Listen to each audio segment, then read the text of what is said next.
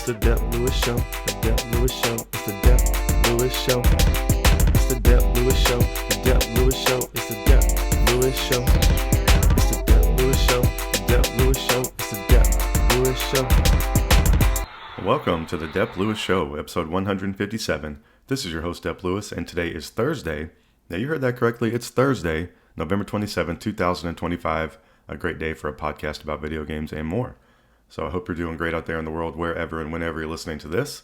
Thank you so much for being here. The first order of business, however, is to ask you to follow Dep Lewis Show everywhere. Full episodes of Dep Lewis Show available anywhere you can find a podcast.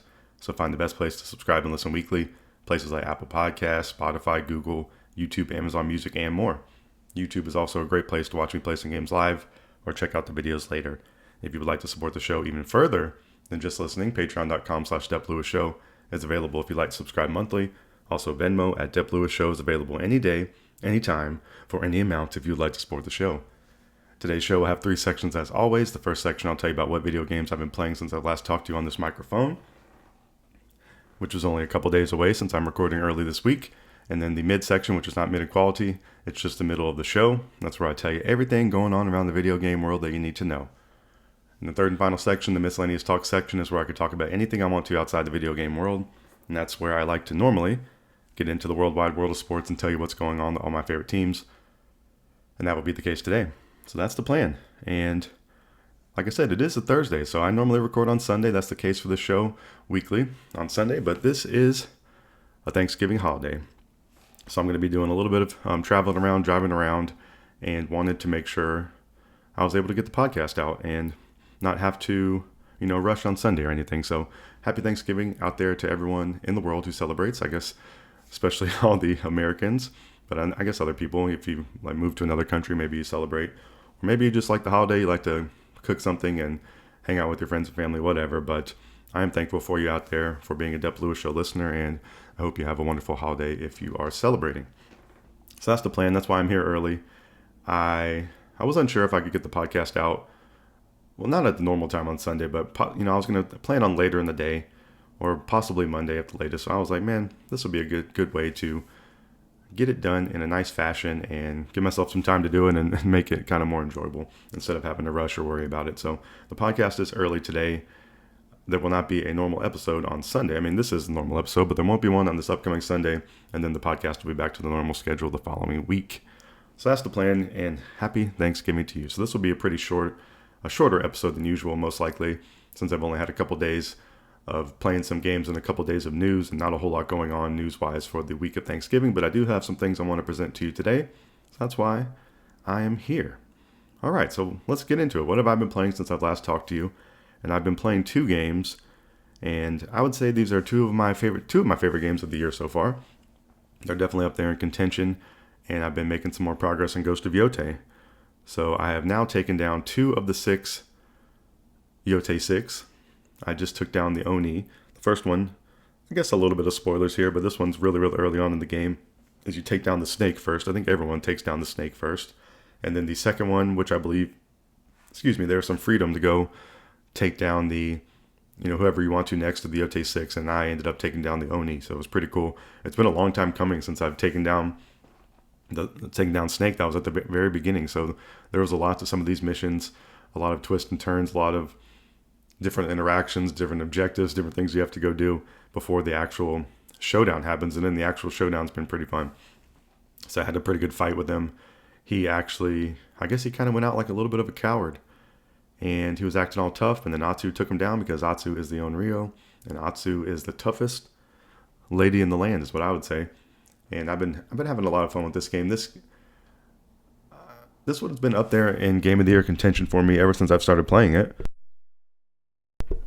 I just don't know at this point what my Game of the Year is going to be. So I'm thankful that I have a whole nother month to decide out here before the Dep Lewis Show Awards for 2025. But Ghost of Yotei has been fun. I have some notes here. I wrote the painting is cool. That's one of the side missions in the game, or one of the open world exploratory things. You can go upon, it's like a little pad on the ground with a candle and, nice little relaxing setting. And you go up there, you pull up to it, you sit down, and you do a painting of the landscape in front of you. So it pulls up it actually looks like you're painting it on the screen in first person, and you have to draw on the trackpad of the DualSense. And it's pretty fun. It's very simple, but it feels nice to do, and you end up, it gives you a breather from the game, from the combat, and everything in the world to, kind of sniff the roses a little bit there, and you get to see some cool scenery. And I think it's just a really nice touch of something to do around the world. And I think this game does a great job of balancing all the things you do. I think it does almost a perfect job of balancing all the missions and the side missions and the exploratory stuff you can do, along with having a really good story and just cool characters in general and a cool art style. So I think the full package of this game is extremely cool, and I am really, really sold on Atsu as a character. I think she's awesome. And then her brother Jubei, I'm liking him more. He kind of, I guess they kind of want you to not like him a little bit, but he kind of grows upon you. And I think that's the same thing happening with Atsu. So I think that's a pretty cool thing that I'm now realizing in real time while I'm talking about it. So your brother Jubei, you were the twin wolves. Your father was a swordsmith. Father, a little bit of spoilers here, but if you played any of this game, father and mother murdered, and Atsu murdered, ? And then Jubei kind of got away. So they meet up later on, and it just sets up for a really good story. Atsu has the revenge tale going on, which I think is very, very interesting and good. I think it's similar to The Last of Us in that regard, and I think is something that a lot of people can relate to. And I think it's a cool thing when just a video game has like a worldly take to it. And it's like it's the revenge tale, and how far should Atsu be going for her revenge? How long should this be on her mind? Why can't she let it go? Should she let it go? Once she takes down the Yotei 6, is she really going to feel better, or what's going to happen? And there's a lot of that going on. She's getting reminders of it. She's getting encouragement from it. I just had like a side mission with a guy in a cave, and he was really giving you some warnings about your life. So there's some cool stuff going on in here outside of just like the really fun video game playing. And the video game playing in this game is awesome. So I really enjoyed the fighting in this game. It's always fun. And anytime I'm getting into combat, I'm enjoying it. I am not shying away from it. I even like doing a little bit of the stealth stuff. I've upgraded my stealth like all the way, so you can chain assassinate 3 people in a row, and it's extremely deadly, and you can really make some progress on wiping out a camp. And then once you get into the actual battle, then I feel like that's almost I guess it's the most fun part. And I guess that's a good compliment, because it's fun. And some of the tougher battles, like fighting the Oni, it just requires you to be a little more patient. And I've been playing this game on easy, but while I've been playing this game, I've been thinking I could see myself bumping the difficulty up, or even playing this game again at some point with the difficulty higher up. And I've just been having a whole lot of fun with this game. And then speaking of playing this game again, possibly, there's been an update to the game, Ghost of Yotei, November 24th. So this update is available now, and it added New Game Plus. And the New Game Plus includes harder difficulties and new armor sets and weapon dyes. And then also for the base game, not New Game Plus, they've added the ability to replay missions post-game, new photo mode features, and new accessibility options. So I think that's all very cool. I think getting additional features like that is nice later on. It always would be nice to be included in the original package, but if the original package is already a great game from the jump, getting some quality of life improvements down the road is not the worst thing. It's actually kind of a good thing. So Ghost of Yotei just got an update last week. If you've been playing that, it'll require you to update, I guess, if you want to play online or whatever, but adding a new Game Plus mode in there, and then adding some new features for the base game as well. So Ghost of Yotei, I've been really, really enjoying this, and I think it's a strong contender for Game of the Year. I think Mario Kart World's been holding down that spot for a while, and I think that's a strong contender as well. And then the next game I've been playing, I think, is becoming a strong contender as well. I'm still playing this game, still sussing it out, still trying to think what I think about it, and that one's Kirby Air Riders. I've actually been playing some of this morning. Excuse me. Actually been playing some of Kirby Air Riders this morning, and learning more about the game, getting more of what it's doing, and maybe getting a little bit better at it. And definitely, I've been enjoying this game. So there's a bunch of different modes in this game, which is really cool. There's Air Ride, Top Ride, City Trial, and Road Trip. And I've officially tried out all these modes. I've been leaning heavily on the Air Ride mode. That's kind of like the most, I think that's the, it's the top in the order if you're looking in the menu. So Air Ride's the star of the show menu-wise, I guess. and it's been my favorite mode so far. I've been playing this online, doing online ranked matches on Air Ride. I think has been my favorite mode in this game so far. But I've also been doing some time trials and also been doing some free runs.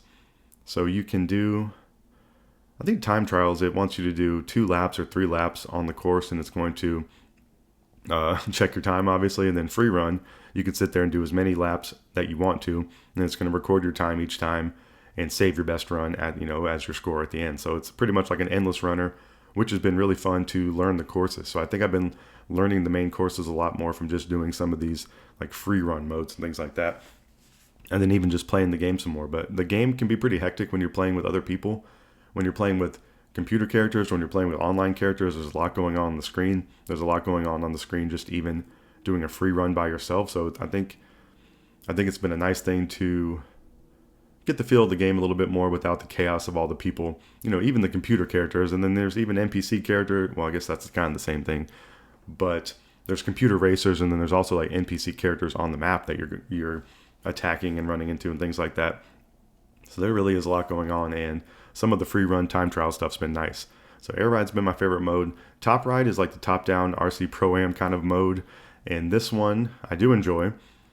But I think this one might be my second favorite mode. This one's sprinkled into some of the other modes that I'll talk about in a second. But Top Ride, it's like the top down. There's 9 different tracks. I haven't really been doing any online racing on these. I've mainly been doing the time trials and the free runs. I guess trying to get a little bit better at the mechanics of doing the Top Ride. And I just think it's cool. I think it's cool to have this option in there. And then City Trial, that is the mode from Kirby Air Ride that everybody loves. And that's the one that I haven't really gotten into yet. I've been learning more and more about it. I've been watching some people online play and talk about it. And it's something I need to play more of. But here, I think you can do ranked. I think you can do quick match. And then I think you can play by yourself or you can play with friends. I think you can play all these modes locally.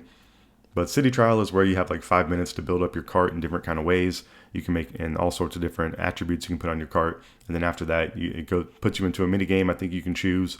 And then it determines the winner based upon that. But City Trial is probably the one that I've had like less time with. But I think that's people's favorite mode from this game in general. And then the last mode that I just tried recently is called Road Trip, and this is like the single player section from this game, and it's been pretty fun. The road trip part, it has you going down a road, and it'll put you to a fork in the road where there's like 3, I guess not a fork, but there'll be 3 options, and it'll be different things. Like one will be a race on this course, a time trial on this course, or like a battle mission, or I can't think of like what another mission's called, but it'll be 3 choices of missions.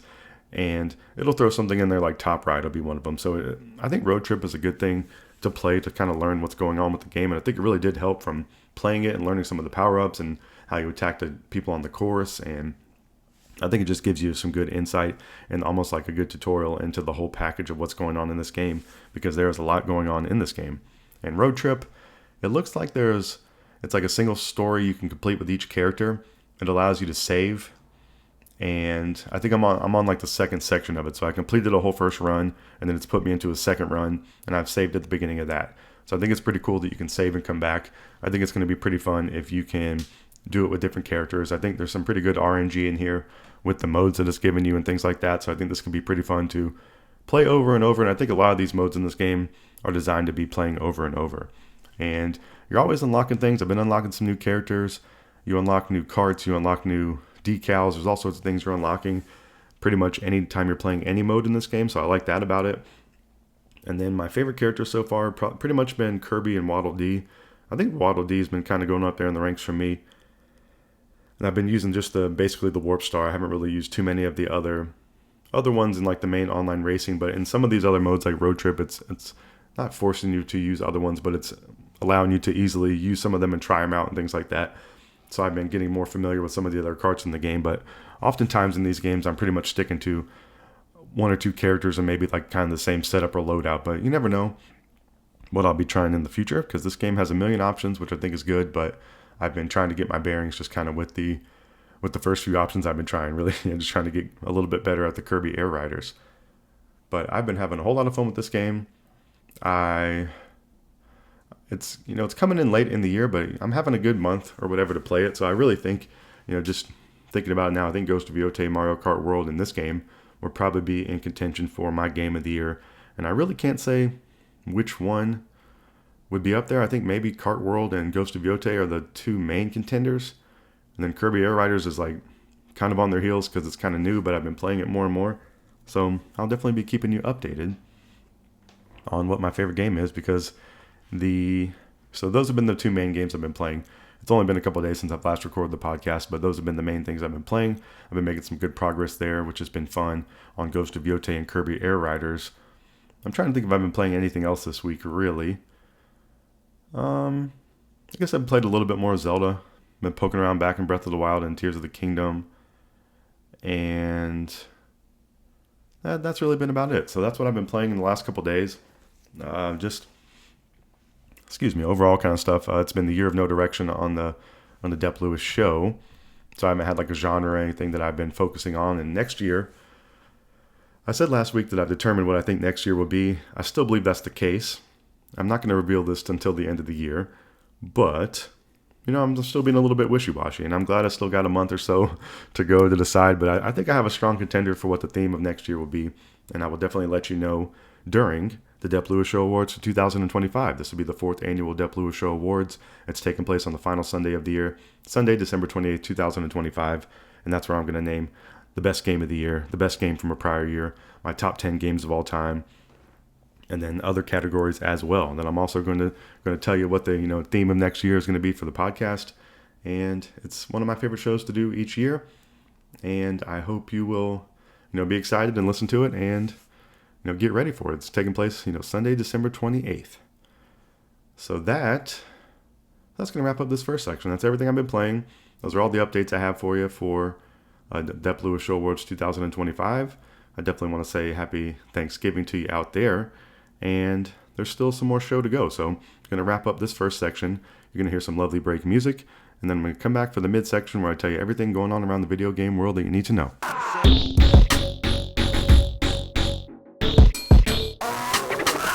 Welcome back to the midsection of Dep Lewis Show, episode 157. This is where I tell you about everything going on around the video game world that you need to know. And really just a few quick things I want to tell you about this week, but definitely some things I think are important. There has been some games added to Nintendo Switch Online. So if you are a Nintendo Switch Online subscriber, and these are both for the base subscription, so not the more expensive expansion pack, we got some games added for the NES. That's been Ninja Gaiden 2, The Dark Sword of Chaos, and Battletoads have been added. And then for Game Boy, Kid Icarus, Of Myths and Monsters, and then Bionic Commando. So along with these games being added to Nintendo Switch Online, which are available right now, you can also update your NES and Game Boy controls. You can remap. They've updated NES and Game Boy to allow remapped controls in game. So something that we've seen with GameCube. I believe they've done to N64. Those are the expansion pack access ones. So I guess they started with those, and then we're seeing it trickle down to the base subscription, getting your remap controls in there, which is pretty nice. It was definitely useful on GameCube for Wind Waker. You can change some of like the way you move, which is nice. It makes it more of like a modern moving with the two analogs, and not because I think Link turns in like the opposite direction or something like that. It's inverted, and you're not able to change it in the original Wind Waker. I believe that's the case. So there's probably some other games like that in the NES and Game Boy library. So that has been updated if you're a Nintendo Switch Online subscriber.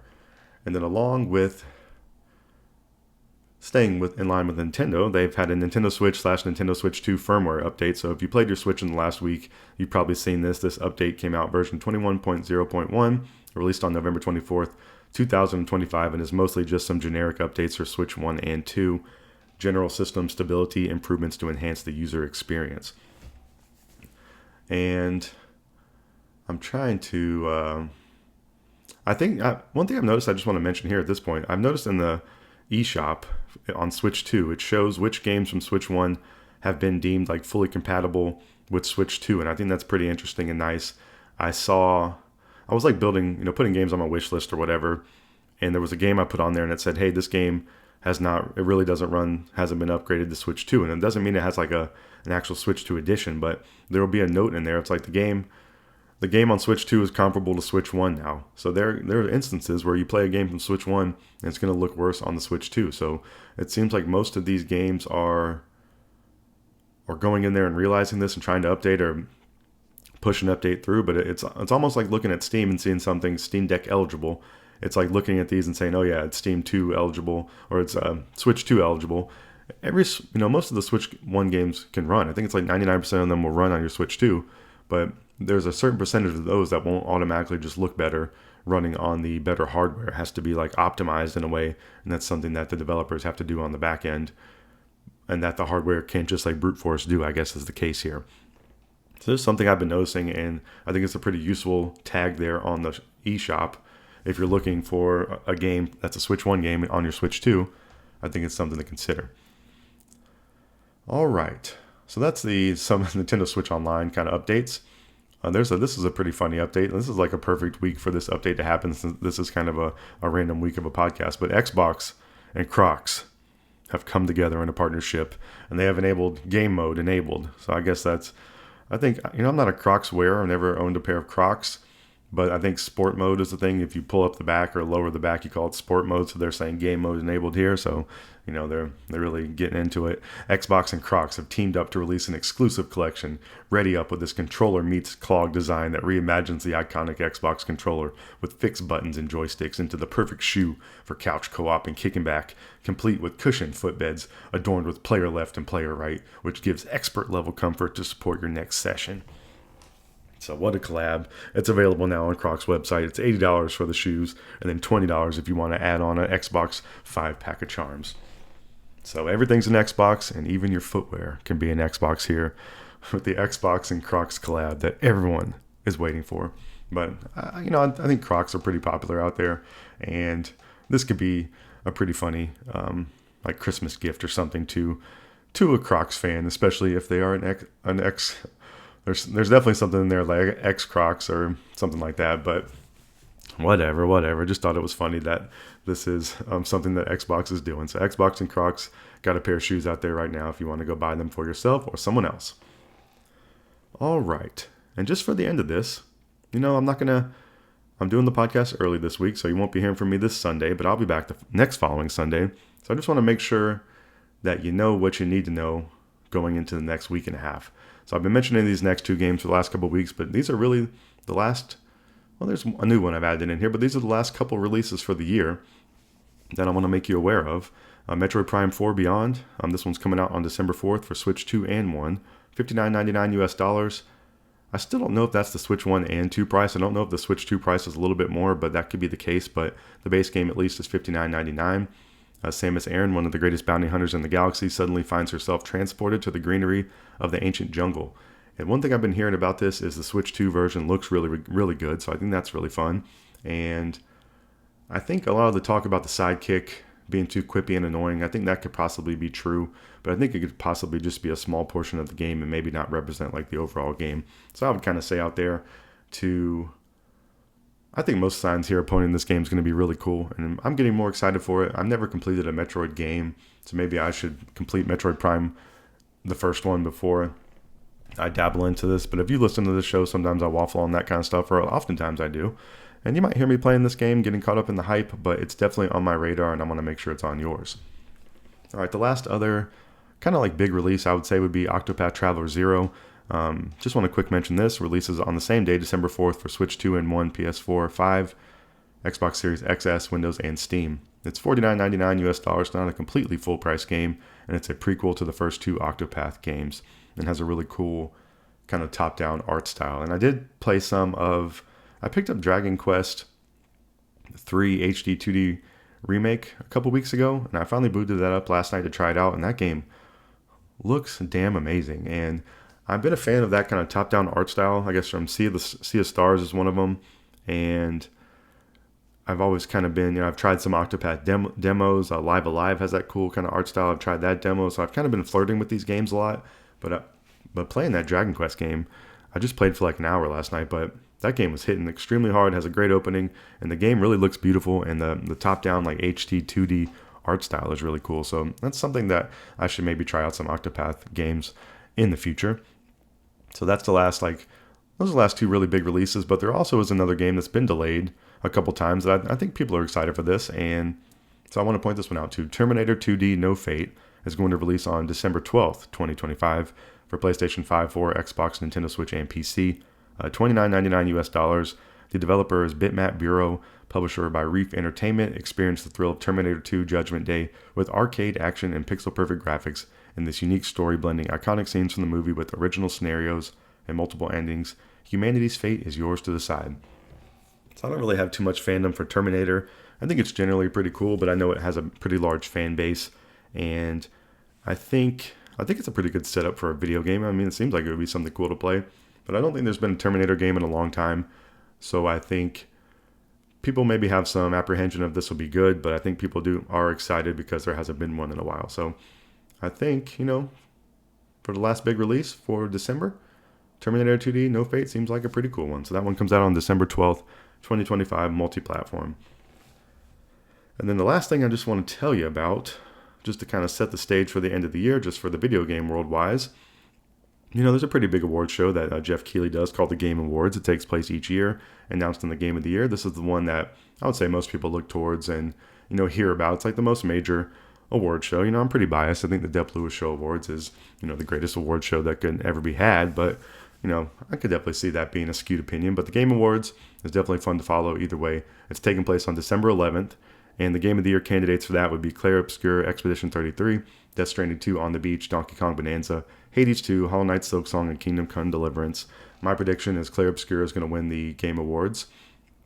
And I just want to make sure that one is on your radar as well, because next episode, I think, is December 7th. Next time you'll hear from me, and that'll be, the week coming up of the Game Awards, which are pretty cool. And then only a couple weeks away from the Dep Lewis Show Awards. All right, so that's everything I have for you for the midsection this week. So pretty quick.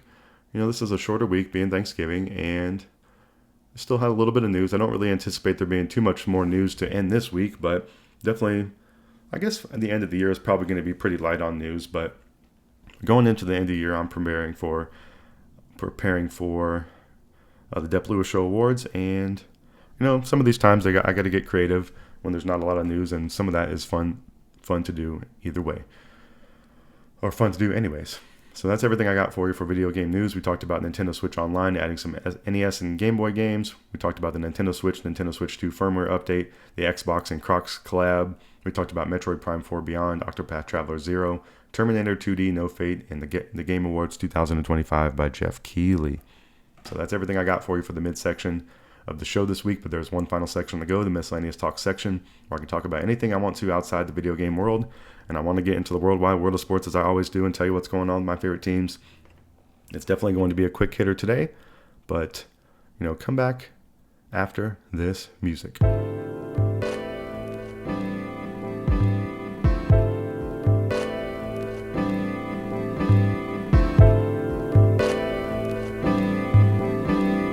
Welcome back to the final section of Dep Lewis Show, episode 157. This is the Miscellaneous Talk section, where I can talk about anything I want to outside the video game world.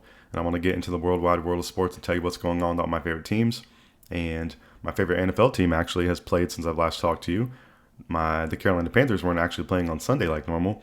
They were playing on Monday Night Football, which was very exciting until the game actually started. So they played Monday Night Football at San Francisco, and the Carolina Panthers lost 9-20. And even looking at that score after, it feels a little bit closer than the game actually felt during the game, which was very sad. So really rough to see.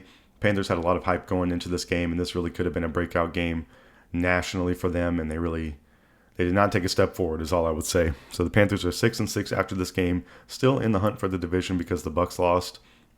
But I believe there was some concerns about Baker Mayfield, but I believe some of those concerns are going away. So it's definitely going to be a tough road here going, battling it out for the division for the last games of the season. And in this game in San Francisco, Bryce was 18 of 29, 169 yards, 1 touchdown, 2 picks, 1 sack, and 8 yards. So a pretty typical Bryce stat line, I would say, from what we've seen most of his career. Rico only had 8 carries for 38 yards, and Chuba 3 carries for 16 yards. So they still have not been able to figure out the running attack and the running split. And that one's been the most frustrating thing to watch as a fan, really. And then Rico Dowdle was the leading receiver, which is wild as well. 4 catches for 36 yards. So really, really, really bad offensive day. T-Mac had 2 catches for 35 yards and a touchdown. And then Chris Barnes, number 40, led the defense. And he's a kind of a new one popping in there for me, seeing and tracking seeing and tracking like the stats on these games. But Chris Barnes, number 40, had 10 tackles, 3 solo, and then Trayvon. And I've been calling him Morig, and I think the announcers have been calling him Marig. So I think that's what I'm going to continue with. Trayvon Marig. He had 8 total tackles, 3 solo, and 1 tackle for a loss. But he also has been suspended for a game for a punch to a sensitive region to wide receiver Juwan Jennings, and then Juwan Jennings came up to Trayvon at the end of the game and swung on him. So there, definitely you don't want to see violence, but I could definitely see why he was upset. And Merrick, I guess should be getting suspended, and some of that kind of stuff, or that kind of stuff should be off limits. So Trayvon Merrick, still a baller. He's been really standing out on the screen, and that one is not how you want to be standing out on the screen. J.C. Horn had 2 picks in this game early, which was awesome. And then Mike Jackson had a pick too, but then J.C. Horn left with a concussion, which was extremely disappointing and took a lot of steam out of the boat, or whatever phrase you might want to say. And then Ryan Fitzgerald, 1 of 2 on field goals and 0-0, no extra point opportunities. So a very disappointing day for the Carolina Panthers. And I think this kind of might be where they are. Might see a good week. I think that's kind of what I've been thinking. They're not dud proof, and one day they're going to be dud proof, hopefully, where they just kind of play an okay game but lose. But they're definitely putting up some duds still. They've been having some games where they get national attention, and people are like, the Panthers are going to make the playoffs, and look at this, they're really figuring it out. But then they'll come back with a dud. So I'm tired of watching these duds, and I guess they've been fewer and farther between, but this was still a dud, a pretty big dud, and very disappointing. So the Panthers are going to play this upcoming Sunday, which is November 30th, 3 days away from real time. They're playing the Rams in Charlotte, so that's a pretty tough game. The Rams are definitely like a Super Bowl contender and have been really, really rolling, and that's just really tough. I guess the Panthers have been doing better at home, which will be a good thing for them, but it's not a good thing for them actually playing against the Rams. And the week after that's going to be a bye week. My fantasy football team is 12-0 after this last week, so that's pretty exciting. Only a couple more weeks before the actual playoffs start in fantasy, and hopefully I can, go back to back. I've never been a fantasy winner until last year, and I'm having a great season, and hopefully we'll be contending for the title again this year. All right, so those are my football updates. On the basketball front, my 2 favorite teams played on Sunday, but I actually didn't get to watch this game, and I'll tell you, what's grinding my gears about that. But the Charlotte Hornets, I'm a halfway fan since I'm a North Carolina resident, and Sunday they played at Atlanta. And the Hornets lost 110-113. The Hornets have been doing a lot of losing. They played the Knicks last night at home in Charlotte, and the Hornets lost 101-129. But the game in Atlanta on Sunday, I was all excited to watch. It was a 6 p.m. game. Record the podcast, and there wasn't any Panthers football that day because they were playing on Monday night. I go to start watching the game. I have League Pass, so I can watch all the Hawks games. And I boot it up, and the game is blacked out because of the Hornets. The Hornets are available in my local area. So I needed to subscribe to a local channel or FanDuel Sports to be able to watch that. And just ridiculous. I've been paying for the NBA League Pass. You can't watch the Hornets on there because they're local, but I'm able to watch the Hawks on there, which is my preferred team. So that's, really nice. But then in the instance when they're going to play the Hornets on there, you're not able to watch them. So just a really pain in the ass is what I want to say, with all the subscriptions and all the way the games are divvied up on these different services.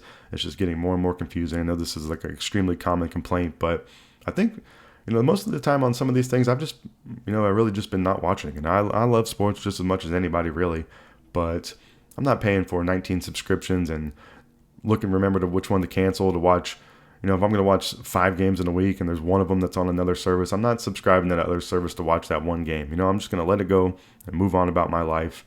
And there's, I can watch another sport. I could go read a book. I could do anything out here in the world besides get mad about paying for a subscription service. So just really kind of crazy. And that was really frustrating for the Hornets and the Hawks playing, because that's one of my favorite matchups of the year. So I'm just going to have to wait till the Hawks come to Charlotte in December, and I'm going to plan on going to that game. Those are my favorite ones to go watch since I've been living in North Carolina. All right, so the Hornets have been doing a bunch of losing, and in the upcoming week and a half, until you'll hear me next on this podcast, they got the Bulls, they got Toronto, they got Brooklyn, they got the Knicks, and Toronto again. And then the Hawks, they beat the Hornets last Sunday, 113-110. Tuesday at Washington, which was pretty disappointing. The Hawks lost 113-132 in a beatdown. And then in the upcoming week and a half, until I talk to you again, the Hawks will be playing Cleveland, Philly, Detroit, Clippers, Nuggets, and the Wizards. So I'll catch you up on what happens in those games when I get back. As far as baseball, nothing going on with my favorite team, the Atlanta Braves. It's been the off season. They've been making a little bit of moves, nothing too exciting or splashy, but the 2026 season will begin for the Braves on Thursday, March 26, 2026 versus the Royals. A wonderful, one of the best days of the year when the baseball season begins. And then for overall MLB news, right-handed pitcher Dylan Cease from the Padres just signed a 7-year, $210 million contract with the Blue Jays. So coming from the Padres, he was a free agent, I guess, at the end of last season, and goes out there and gets a huge bag for 7 years from the Blue Jays, who are, in the World Series, who are a good team and only getting better. This is one of the largest pitching deals in franchise history, and Dylan Cease has had a pretty meteoric rise where he was kind of in at the White Sox for a couple years, and everyone was kind of trade rumors each year. Hey, they got a really good young pitcher. Their team's not competitive. Where is he going to go? Goes to the Padres, and now he finds his 7-year landing spot with the Blue Jays, and just a very good signing and a fun pitcher to watch. So Dylan Cease, congrats to you. And that was the big MLB news from the week, really. I think us trying to think what else went on. The Cards traded Sonny Gray, but I don't know where he went. I think he went to the Red Sox, I believe, but maybe don't quote me on that.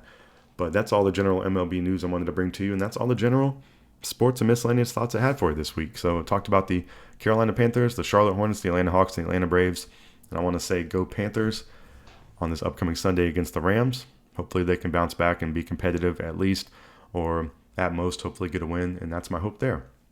So shout out to all my favorite sports teams, and that's going to wrap up the Miscellaneous Talk section. That's going to wrap up the entire show. So I want to reiterate some promotional talk from the beginning. Please follow Dep Lewis Show everywhere. Full episodes of Dep Lewis Show available anywhere you can find a podcast. So find the best place to subscribe and listen weekly. Places like Apple Podcasts, Spotify, Google, YouTube, Amazon Music, and more. YouTube is also a great place to watch me play some games live or check out the videos later. I have been kind of slacking on, streaming some games, but potentially something I just need to do more of over time. I'm not really committing to a schedule, but, plan to see some more streams in the new year. And then if you'd like to support the show even further than just listening, patreon.com/Dep Lewis Show is available if you'd like to subscribe monthly. That's the best way to guarantee you can always get the podcast ad-free, and there are some discounted options on there right now for the first set of people.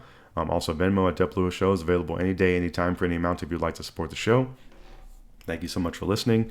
This is Thanksgiving in the United States today when I'm recording this. That's why I'm recording early. I am very thankful for you.